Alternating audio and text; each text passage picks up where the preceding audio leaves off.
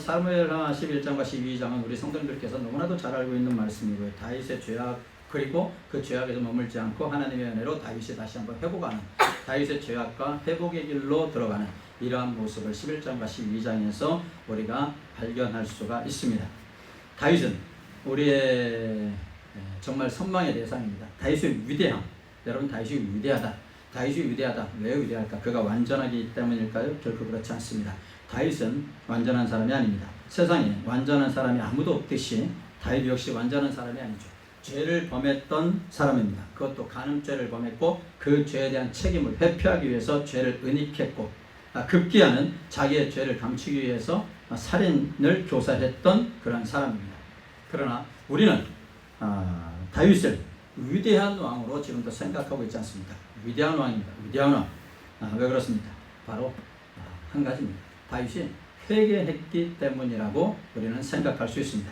이런 다윗의 죄, 그리고 회복의 과정을 통해서 회복하기 위해서, 우리의 삶을 회복하기 위해서, 우리의 생활을 회복하기 위해서, 죄에서 다시 한번 일어나기 위해서 우리가 어떻게 하면 좋은지 그걸 살펴보면서 오늘 함께 은혜를 나누기를 원합니다. 누구나 죄를 범할 수 있는 연약성을 가지고 있습니다. 모든 사람은 다 죄를 범할 수가 있습니다. 우리가 얼마나 여러분의 약한지 모릅니다. 달콤한 유혹에, 달콤한 마귀의 유혹에 넘어가서 허우적거릴 때가 얼마나 많은지 모릅니다. 그렇죠? 도박을 하는 사람들 보면은 팔모가지를 그러죠. 팔에 모가지가 있는지 모르겠지만은 하여튼 팔을 막 꺾고 팔을 막 자르는 한이 있어도 이렇게 한다고 하지 않습니까? 그러는 한이 있어도 뭔가 이렇게 막 도박을 끊지 못한다고 하지 않습니까? 달콤한 유혹입니다. 달콤한 유혹에 빠져서 얼마나 허우적거리는지 모릅니다. 죄에 걸려서 어쩔 바를 모르고 헤맬 때 우리가 얼마나 많은지 모릅니다. 한번 죄의 덫에 딱 빠져가지고서 아이고 이 죄의 덫을 어떻게 빠져나와야 될지 알지를 못합니다. 우리 마음을 지켜서 하나님께 영광 돌리는 삶을 살아야 함에도 불구하고 하루에도 몇 번씩 시기, 질투, 미움의 마음이 우리 마음속에서 막 부글부글 끓어오릅니다. 시기, 질투, 미움의 마음조차도 우리 하나님께서는 죄라고 지정하셨기 때문에 이러한 죄가 우리 마음속에서 막 부글부글 막 끓어오릅니다. 얼마나 괴로운지 모릅니다.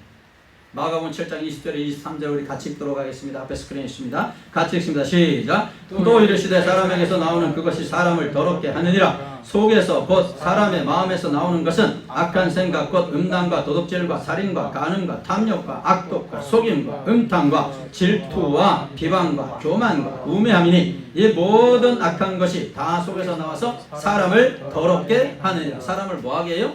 더럽게 한다는, 사람을 더럽게 한다는 거예요.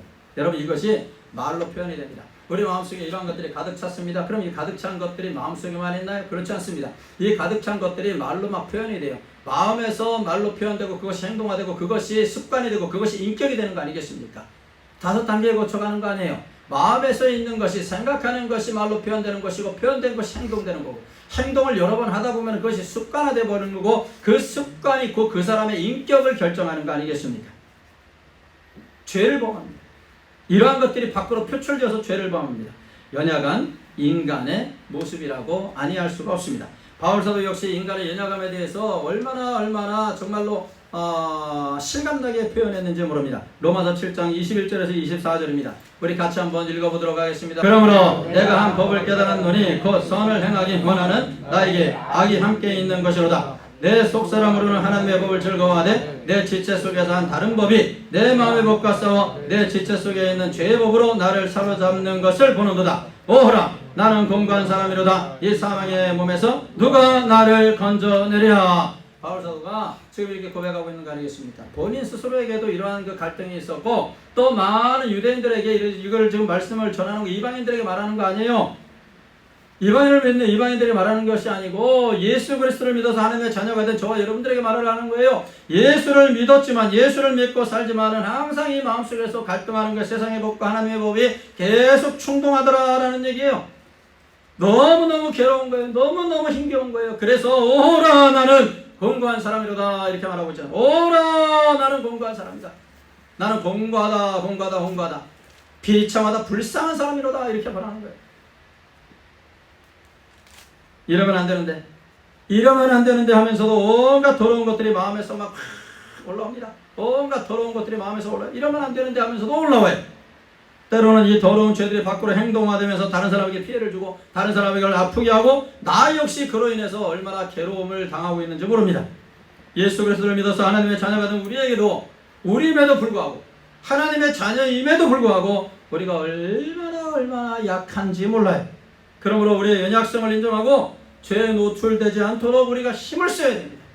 여러분 우리가 영적 싸움을 맨날 하고 있지 않습니까? 영적 전쟁, 영적 싸움 이렇게 하는데 여러분 영적 전쟁, 영적 싸움이라고 해서 우리가 뿔 달리고 마이가 그냥 도깨비 창 들고 막 이렇게 삼지창 들고 나와서 우리와 싸우고 그런 거 아닙니다, 여러분.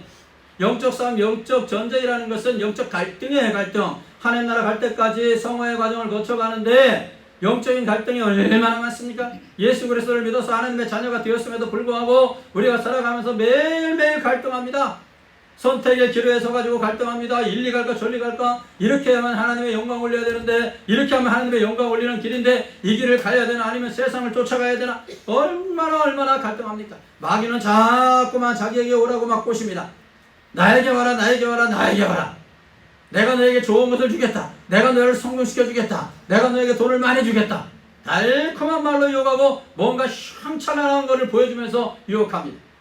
갈등이에요, 갈등. 얼마나 갈등이 일어나는지 몰라요. 그렇기 때문에 우리는 성령을 의지해야 돼요. 보혜사 성령, 보혜사 성령님, 우리를 도와주시는 보혜사 성령님을 의지하고 늘 말씀으로 보장하고 늘 기도하면서 거룩한 삶을 살려고 의지적으로 우리가 더 노력을 해야 됩니다. 성령님께서 그래야 우리를 도와주시는 거예요. 늘 말씀 생활을 하려고 늘 기도하려고 하고 늘 찬송하려고 하고 영적 갈등 속에서 우리가 어쩔 수가 없어요. 우리가 천국 가는 그날까지 우리가 영적 싸움은 계속되거든요. 그렇기 때문에 우리는 늘 말씀 생활해야 된다는 거예요. 보혜사 성령님 나를 도와주시옵소서. 성령님 나를 도와주시옵소서. 오늘도 살아가는데 오늘도 회사에 나가는데 오늘도 사업터에 나가는데 오늘도 일하는데 하나님 아버지요 여러 가지 갈등의 요소들이 많이 있을 텐데 하나님 그 가운데서 내가 하나님의 자녀다운 모습을 지켜나가게 하시옵소서. 이렇게 우리가 하나님 앞에 기도하셔야 됩니다. 보혜사 성령님을 의지하셔야 됩니다. 도와달라고 하셔야 됩니다. 사랑하시는 여러분, 다윗 하나님의 말씀대로 살려고 정말로 어린 시절부터 힘썼던 사람이라는 것을 우리는 누구도 부인하지 않습니다. 정말로 어린 시절서부터 다윗은 말씀대로 살려고 노력한 사람 아니었습니까? 그런데 그런 다윗이 지금 죄를 범했습니다. 그런 다윗이 지금 어마어마한 죄를 범했어요. 그냥 단순한 죄도 아니에요. 어마어마한 죄를 범했습니다. 여러분, 연약한 인간의 모습을 우리가 다윗을 통해서 볼 수 있습니다. 다윗의 죄가 뭡니까?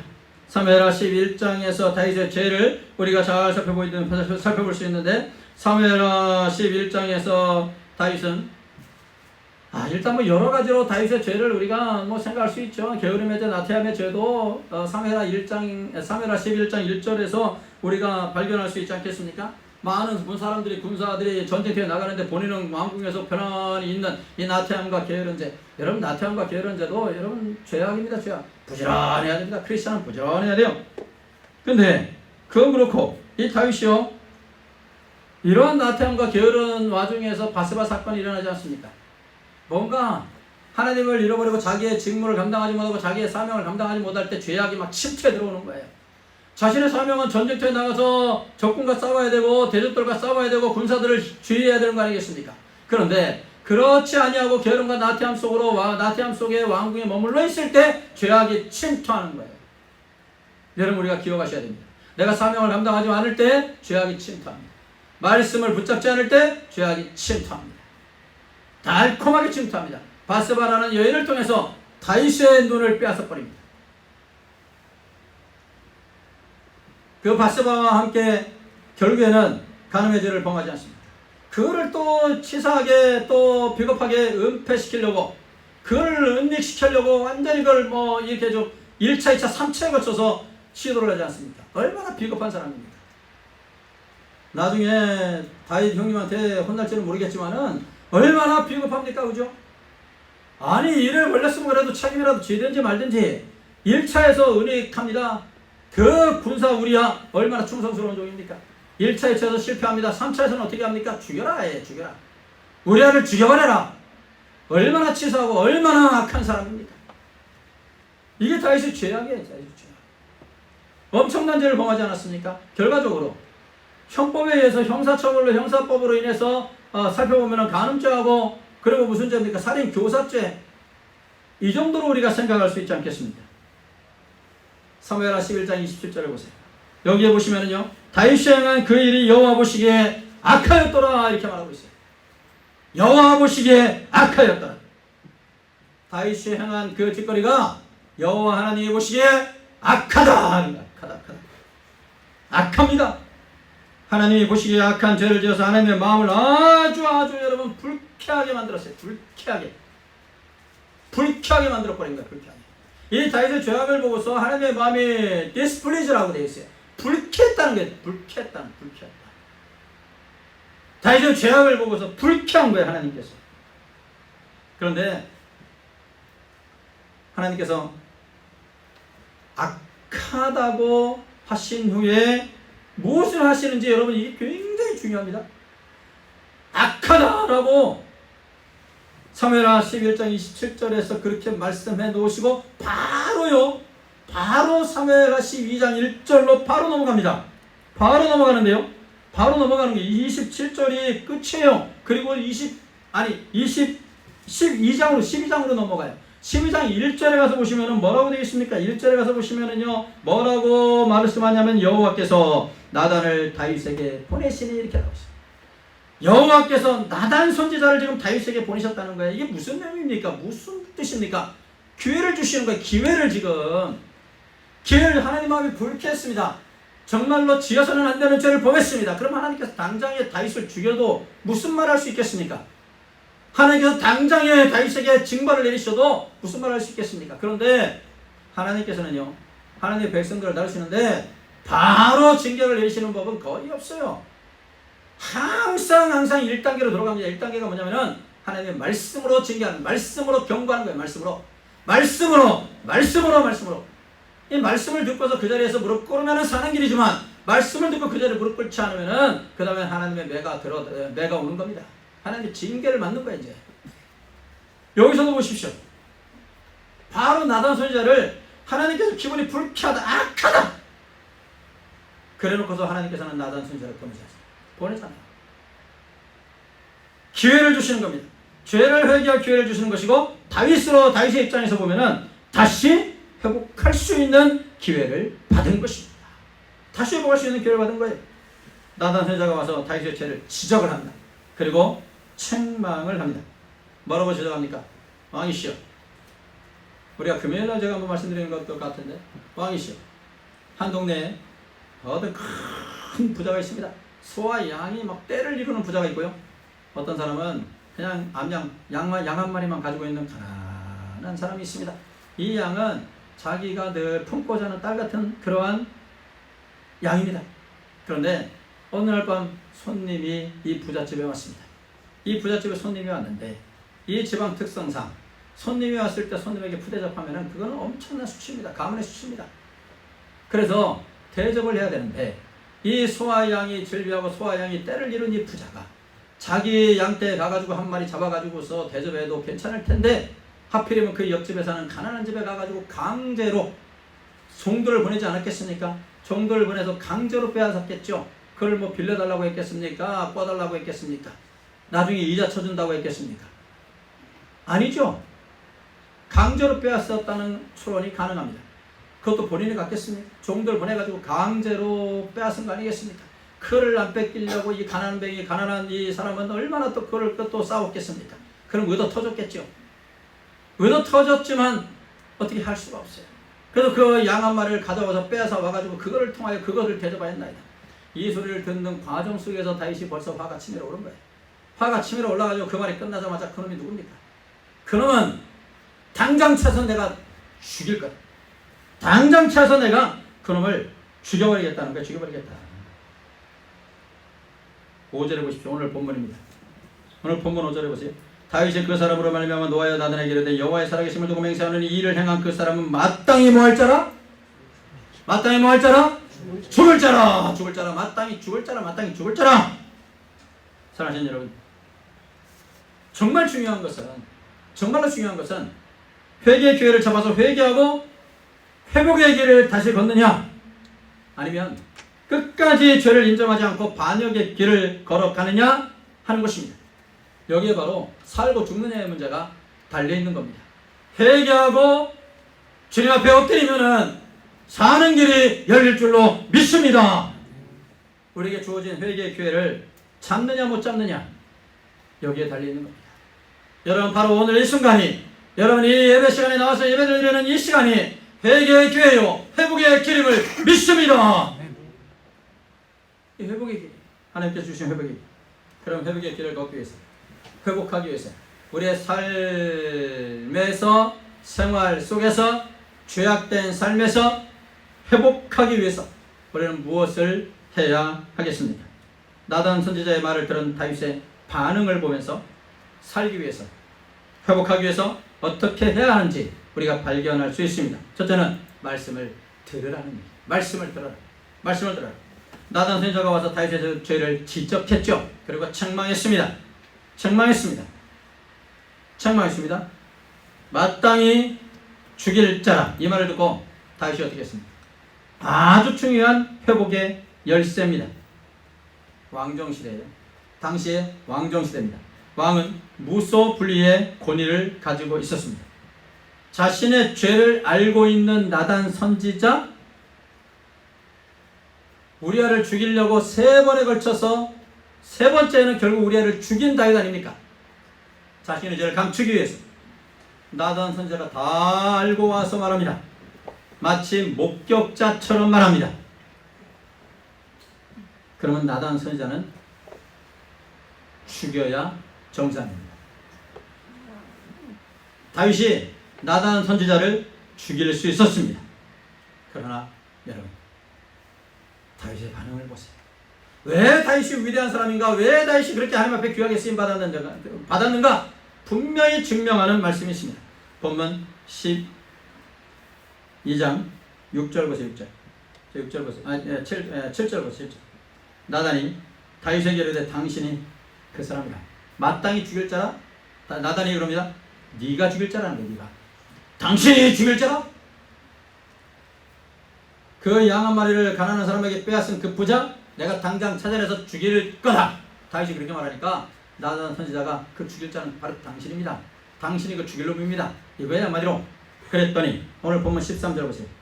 13절 보시면은 우리 같이 한번 13절 읽습니다. 시작. 다윗이 나단에게 이르되 내가 여호와께 죄를 범하였노라. 거기까지. 내가 여호와께 죄를 범하였노라. 무엇을 알 수 있습니까? 회복의 열쇠가 무엇인지 발견하셨습니까, 여러분? 말씀을 받아들여야 한다는 것입니다. 말씀을 듣고 자신의 죄를 발견하고 엎드려서 나는 죽일 죄인입니다 라고 인정하는 것입니다.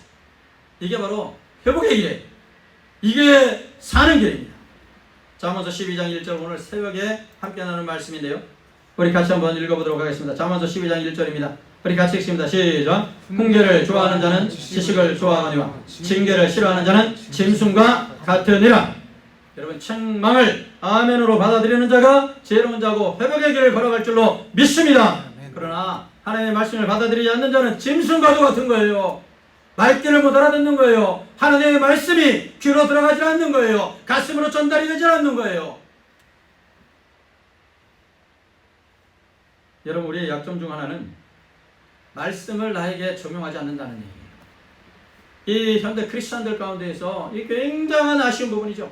말씀을 나에게 적용하지 않는다는 얘기. 말씀을 항상 나에게 적용해야 되는데 말씀을 나에게 적용하지 않고 항상 다른 사람에게 적용해요.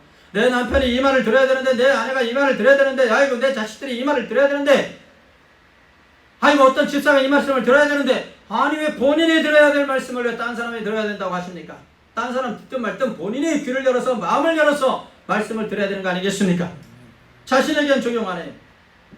여러분, 다윗 보십시오. 다윗이 왜 위대합니까? 나단의 말을 들은 다윗 5절에 뭐라고 했나요? 마땅히 죽일 자라. 나단이 그것 당신이 죽일 자라. 그리고 13절에 내가 여호와께 죄를 범하였노라. 그 죽을 자가 누구라는 겁니까? 나라는 거예요. 나라는 거예요. 인정하잖아요. 말씀을 지금 자기에게 적용을 시키고 있다는 얘기예요. 여러분, 하나님의 말씀을 들을 때, 이 설교 시간에 말씀을 자신에게 적용해야 은혜 받고 회복되는 놀라운 체험을 할 줄로 믿습니다. 겸손하게. 겸손하게. 여러분 교만의 마음을 완전히 뿌리쳐 뽑아버리고 겸손하게 말씀을 받는 것이 굉장히 중요합니다. 굉장히 중요합니다. 말씀을 받는 것이. 여러분 살기 위해서, 회복을 위해서 말씀을 겸손히 받으시길 바랍니다. 겸손하게 받으셔야 됩니다. 다 알고 있는 말씀이야. 그렇죠. 여러분 신앙생활 10년, 20년 하면은 여러분 안 들어본 설교가 뭐가 있겠습니까? 그죠? 정상적으로 교회 매번 예배 시간대 나와서 예배를 드린다면은 성경 66권을 몇 번 읽으셨다면은 모르는 성경이 도대체 뭐가 있겠습니까? 제가 학교에서 학생들을 가르치면서 늘 이걸 조심하라고요. 항상 설교자는 성도들보다도 몇십 배를, 옛날에 우리 신앙의 선배들보다도 몇십 배를 요즘은 더 노력해야 된다고. 연구 자료는 많고 자료는 많아요. 볼 자료는 많아요. 참고할 자료는 많아요. 그런데 그 참고할 자료도 성도들도 본다고 그래요. 성도들도. 그러니까 우리는 어떻게 해야 되느냐, 성도들의 예상을 뛰어넘는 설교를 해야 된다고 늘 말해요. 성도들이 얼마나 지식 수준이 높아지고 얼마나 앉아가지고 목사의 설교를 평가하고 있는데 넘어서야 된다는 거예요. 넘어서야 된다. 성도들의 예상을 넘어서야 된다고 내가 늘 말해요. 제 책에도 그것이 잠깐 언급됐는데 넘어서야 된다는 거예요. 오늘 사무엘하 12장 5절 13절 내용을 딱 보고 오늘 목사님 무슨 설교 하겠구나. 그럼 그거를 뛰어넘어야 된다는 얘기예요. 여러분이, 제가 지금 여러분의 상상을 뛰어넘고 있는지 모르겠어요. 넘어야 돼. 얼마나 연구해야 되겠습니까? 얼마나 치밀하게 연구하고 기도의 생활에 기도를 준비해야 되겠습니까? 겸손하지가 않아요. 요즘 성도.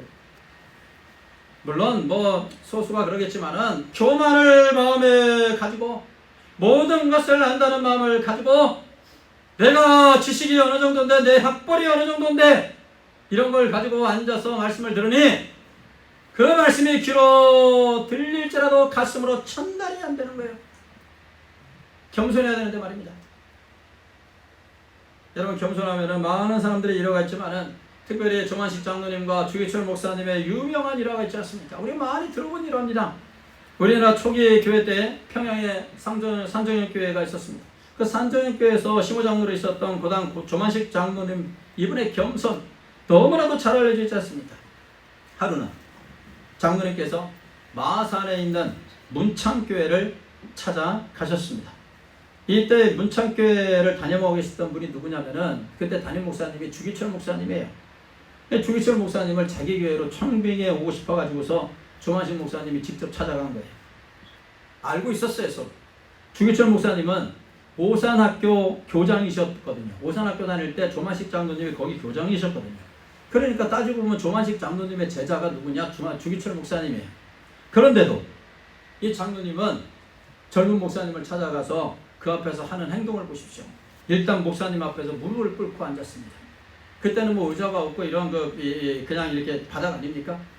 목사님은 그냥 양반다리로 앉았는데 장로님이 그 앞에서 무릎을 탁 꿇고 앉았습니다.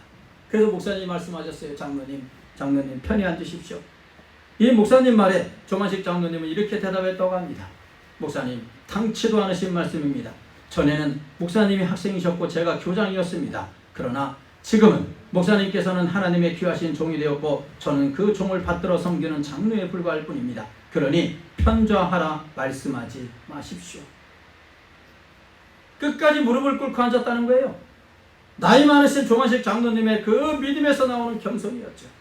목사님은 장로님의 겸손에 너무나도 깊은 감명을 받고 그래서 장로님의 권유에 따라서 평양 산정현교회로 이 임지를 옮겼습니다. 평양 산정현교회를 담임하게 되었어요. 어느 주일이었습니다. 이건 우리가 많이 들어봤던 것 같아요. 장로님께서 예배를 드리기 위해서 집을 나섭니다. 그런데 갑자기 손님이 찾아왔습니다. 그래서 잠시 그와 이야기를 나누다 보니까 그만 예배 시간에 늦었다는 거예요. 예배 시간에 늦었습니다. 장로님은 푸랴 교회로 막 달려갑니다. 근데 이미 예배가 시작이 되었습니다. 목사님이 설교를 하고 있는 도중이었어요. 장로님은 조용히 자리를 찾아서 앉으려고 했습니다. 조용히 뒷자리, 장로석도 아니고 저 뒷자리에 앉으려고 했습니다. 그러자 목사님께서 설교를 하다 마시고 장로님을 향해서 이렇게 말했다고 합니다. 장로님! 오늘은 의자에 앉지 마시고 저 뒤에 서서 예배를 드리시오. 예배 시간 늦었습니다. 연로하신 장로님에게, 그것도 옛 스승에게 너무나도 가혹한 처사였다고 생각될 수 있을 것입니다. 그러나 여러분, 장로님은 그 말에 그대로 순종했습니다. 설교가 끝났습니다. 목사님께서 다시금 장로님에게 말했습니다. 장로님, 앞으로 나오셔서 기도하시오. 장로님께서 앞으로 나왔습니다. 그리고 울먹이면서 이렇게 기도했다고 합니다. 하나님, 이 죄인의 잘못을 용서하여 주시기 바랍니다. 이 죄인이 애국 운동을 한답시고 사람을 만나다가 하나님을 만나는 예배 시간에 늦고 말았습니다. 목사님께서 얼마나 마음이 아프시면 설교하던 도중에 이토록 책망하셨겠습니까? 하나님의 종의 마음을 아프게 한 죄를 용서하여 주시고 은혜로운 설교를 듣는 교인들이 은혜 받는 것을 방해한 이 죄인을 용서하여 주옵소서. 눈물로, 진심으로 눈물로 장로님께서 회개하였습니다. 여러분, 이것을 지켜보던 교인들이 함께 통회하면서 눈물을 흘리면서 회개한 거예요. 성도님들도 회개한 거예요.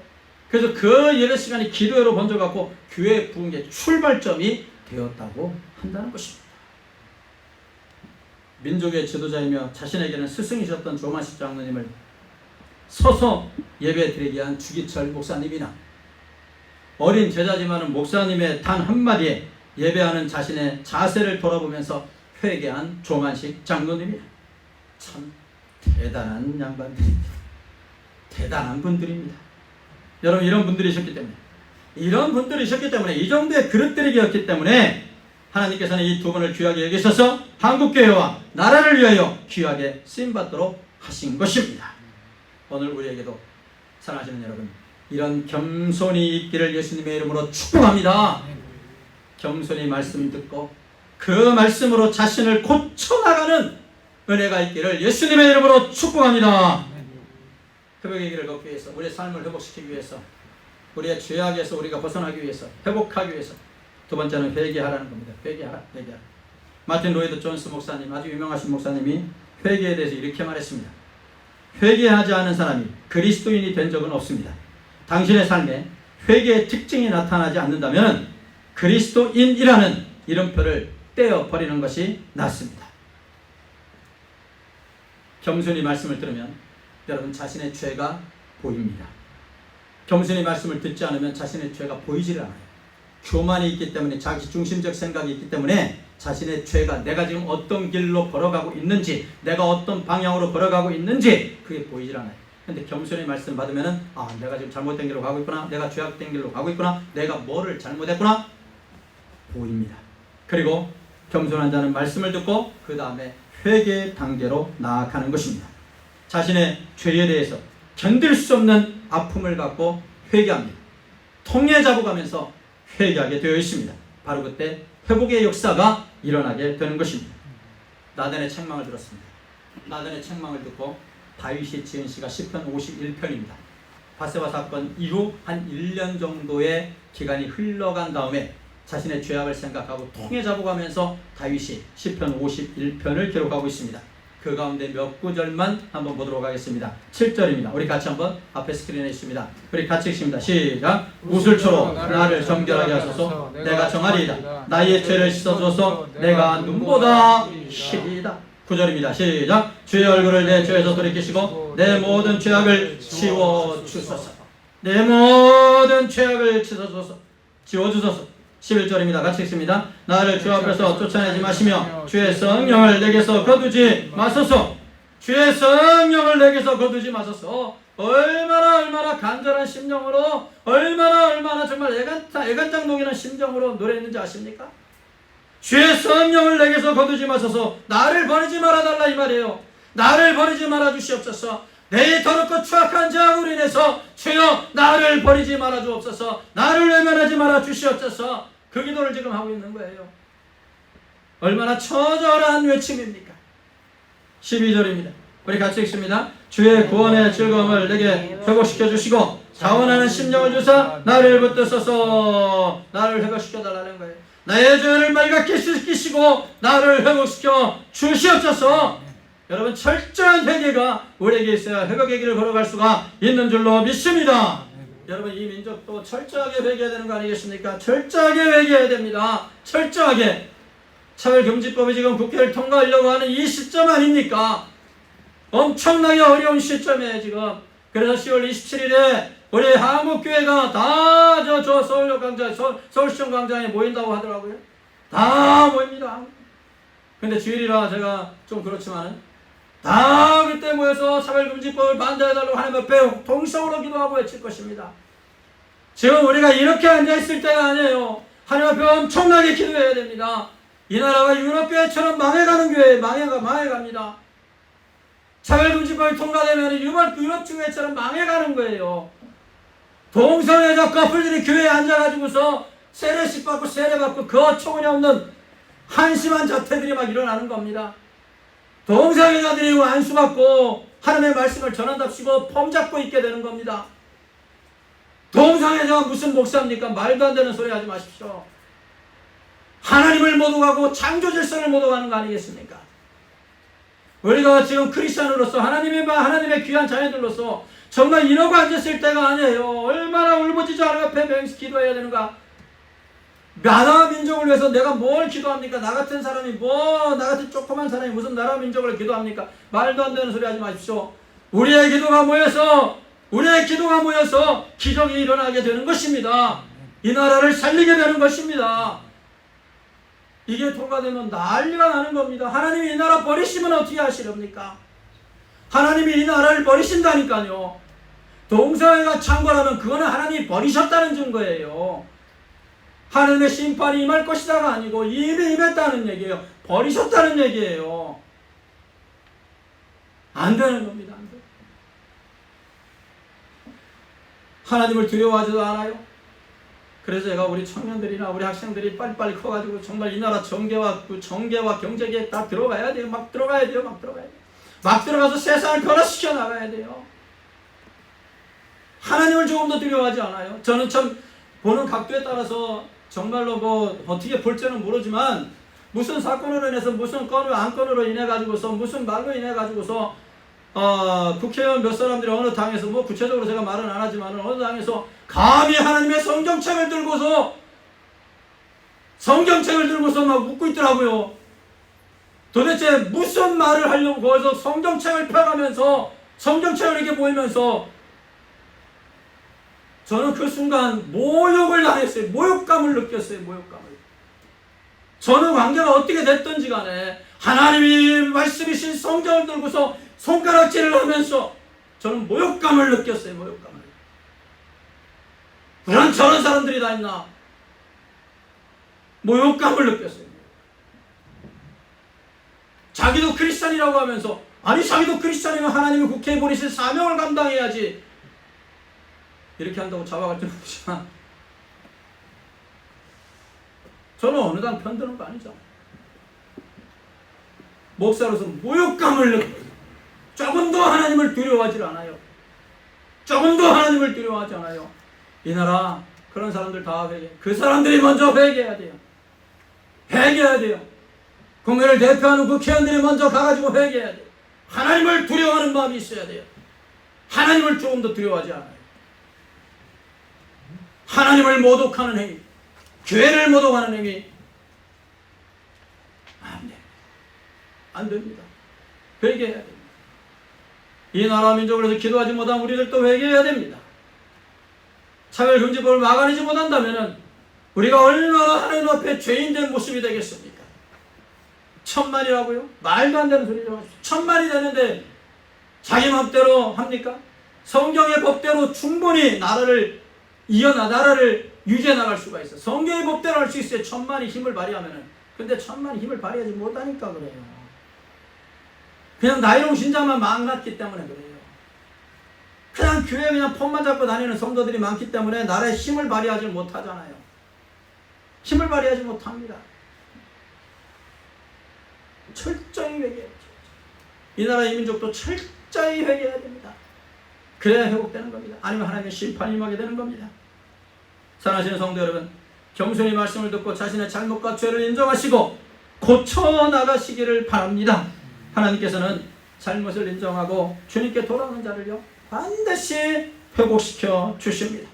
회복의 길 세 번째는 과거의 죄에 매여있지 말라는 거예요. 과거의 죄에 매여있지 말아라. 회복의 길을 막는 것이 여러분 뭐라고 생각하십니까? 죄책감, 죄책감. 자책하는 거야, 자책하는 거. 다윗과 밧세바 사이에서 아들이 나왔습니다. 근데 그 아들이 병을 앓고 있다가 결국은 죽었습니다. 병을 앓고 있는 그 와중 속에는 다윗이 금식하면서 하나님 앞에 매달렸죠.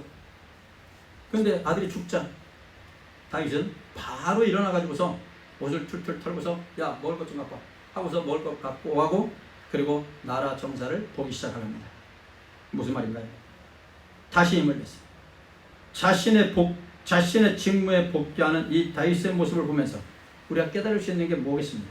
더 이상 과거의 죄에 매여 있지 말라는 거예요. 과거의 죄에 매여 있어가지고 그 죄를 가지고서 계속 반복적으로 기도합니다. 하루에도 수십 번씩 지나간 10년 전의 죄를 기억하고서 계속 기도합니다. 그러지 말라 이거예요. 그러지 말아라. 그러지 말아라. 나로 인해서 이 불행이 일어났구나. 이렇게 생각하면서 과거의 죄에 매여 있으면은요 안 된다는 겁니다, 여러분. 계속 과거지향적 삶을 살면 안 된다는 얘기예요. 거기에 빠져가지고서 맨날 그거 회개하고 또 회개하고 또 회개하고 저속간에 회개하고 오늘도 회개하고 내일도 회개하고 계속 그 문제 가지고 회개하고 안 된다는 거예요. 자꾸만요. 여러분 우리의 회복의 길을 가로막는 것이 있으니까 그것이 바로 자책하는 거예요. 자책하는 거예요. 자책하는 거. 자책, 셀프 리프로치. 자신을 책망하는 거예요. 양심의 가책. 자신을 비난하는 거예요. 자신을 셀프 리프로치. 자신을 비난하는 거예요. 자신을 책망하는 거예요. 죄책감 때문에. 이건 나 때문이야. 이것 때문에. 예수님의 십자가의 공로로 용서받은 줄 믿고 다시 일어나 주님이 맡겨주신 사명의 자리로 돌아오시기를 바랍니다. 과거의 죄 때문에 오늘을 망치지 마십시오. 우리 하나님께서 오늘의 나의 삶을 보십니다. 오늘 내가 어떻게 변화된 삶을 살아가느냐, 오늘 내가 어떻게 하나님의 자녀로서 살아가느냐, 여러분 이걸 보시는 겁니다. 이렇게 과거에 매여 있지 않고 예수 그리스도를 믿어서 하나님의 자녀가 되었으니 이제는 사명에, 오늘의 주어진 사명에 최선을 다하는 삶. 여러분 이게 바로 회복의 지름길입니다. 이제 죄를 끊어버리고 말씀대로 살지 않던 나의 삶의 방향을 돌이키십시오. 손해가 있다.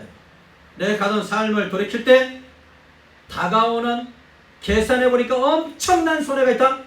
그 손해 주님께서 메꿔 주십니다. 손해가 있다 해도 돌이키십시오. 방향을 바꾸십시오. 회복하기 위해서 말입니다. 그리고 다시 사명의 자리, 자신의 직무에 다시 복귀하십시오. 우리 주님께서 기다리고 계십니다. 난 사명의 자리를 떠난 적이 없는데, 아니요. 내 직분이 무엇인데 그 직분에 맞는 사명과 직무를 감당하지 않으면 여러분 지금 사명의 자리를 떠나 있는 겁니다. 속히 사명의 자리, 직무의 자리로 복귀하십시오. 회복의 길은 말씀으로 나를 고쳐나가는 것입니다. 그리고 죄를 철저하게 회개하는 것입니다.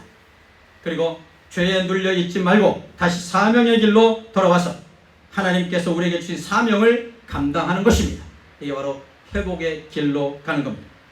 회복의 은혜를 받아서 이제부터 하나님께 영광만 올리시는 우리 성도님들이 되시기를 예수님의 이름으로 축복합니다.